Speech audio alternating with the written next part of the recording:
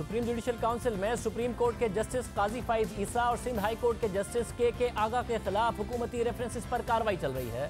इस मामले पर तीसरी समाअत 12 जुलाई को हुई थी और आज इस हवाले से एक और पेशरफ सामने आई है। जराये के मुताबिक जस्टिस काजी फाइज ईसा को सुप्रीम जुडिशल काउंसिल की तरफ से 2 शो कॉज नोटिस जारी किए गए हैं। जराये के मुताबिक जस्टिस काजी फाइज ईसा को पहला शो कॉज हुकूमती रेफरेंस पर बैरून मुल्क जायदादों पर दिया गया है और दूसरा शो कॉज जस्टिस काजी फाइज ईसा की जानिब से सदर मुमलिकत को लिखे गए खत पर दिया गया है। जराये के मुताबिक सदर मुमलिकत को लिखे गए खतूत से मुताल्लिक एक वकील ने सुप्रीम जुडिशल काउंसिल में रेफरेंस भेजा था।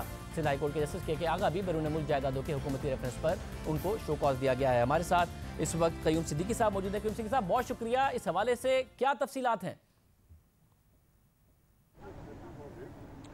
जी हाँ शाहजेब, ये बहुत बड़ी पेशरफ्त है कि सुप्रीम जुडिशल काउंसिल जिसकी कार्रवाई जारी थी और इससे पहले सुप्रीम जुडिशल काउंसिल ने जो है वो रूल 8 के तहत रेफरेंसेस भिजवाए थे। रेफरेंसेस फिर उनके ऊपर जवाब आए थे, जिसके बाद अटॉर्नी जनरल फॉर पाकिस्तान की तरफ से जवाबुल जवाब दाखिल किया गया था। अब जो है वो बड़ी खबर आई है और वो बड़ी खबर ये है कि सुप्रीम जुडिशल काउंसिल ने यह फैसला किया है कि इन दोनों जजेस के खिलाफ जो है वो कार्रवाई आगे बढ़ाई जाएगी। और अब जो मरला है ये शो कॉज का नोटिस है, जो कि सुप्रीम जुडिशल काउंसिल के जो रूल 9 है उसके तहत किसी भी जज को अगर सुप्रीम जुडिशल काउंसिल ये तमाम शवाहिद सामने आने के बाद बादियो नज़र में मुतमईन नहीं होती है जज साहिबान के जवाबात को देखते हुए, तो फिर वो किसी भी जज को शो कॉज नोटिस जो है वो जारी करती है, जिसके बाद उन मुतल्लिका जज साहब को 14 दिन के अंदर जवाब देना होता है। यहाँ पर जो इंटरेस्टिंग डेवलपमेंट है वो ये है कि हम पहले ये सिर्फ यही खबरें मिलती रही थी कि जो सदर की तरफ से भिजवाए गए रेफरेंसेस हैं दोनों जज साहिबान के हवाले से, उनके ऊपर कार्रवाई चल रही है। लेकिन अब जो है जब जो नोटिस मिला है आज से तकरीबन 2 दिन पहले 12 जुलाई को, तो जो है वो सुप्रीम जुडिशल काउंसिल की मीटिंग हुई थी और उसमें फैसला किया गया था कि supreme judicial council show cause notice जारी करेगी। लेकिन जो फॉर्मली नोटिस जारी किए गए और जो उनको मिल चुके हैं जैसे काजी फाइज ईसा को, वो 2 नोटिस हैं। पहला तो है सदर के खिलाफ सदारती रेफरेंस के सदर की तरफ से आने वाले सदारती रेफरेंस के ऊपर, जो कि बैरून मुल्क उनकी अहलिया या उनके बच्चों के नाम जो मुबैना तौर पर प्रॉपर्टीज है जो जाहिर नहीं की थी उस हवाले से है।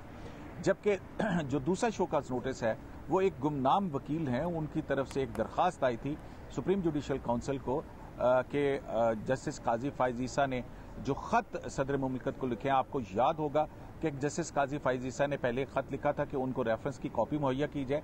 फिर जो दूसरा खत था उस दूसरे खत के अंदर जस्टिस काजी फाइज ईसा ने यह भी कहा था कि प्राइम मिनिस्टर ऑफ पाकिस्तान ने यह मंजूरी देते हुए उनके खिलाफ रेफरेंस की, तो ये भी देखा होगा कि उनकी जो बेगमात हैं और उनके जो बच्चे हैं उनकी क्या उन्होंने कभी जायदादों की तफसीलात जो है वो जाहिर की थी। तो इस खत के बाद जो है वो एक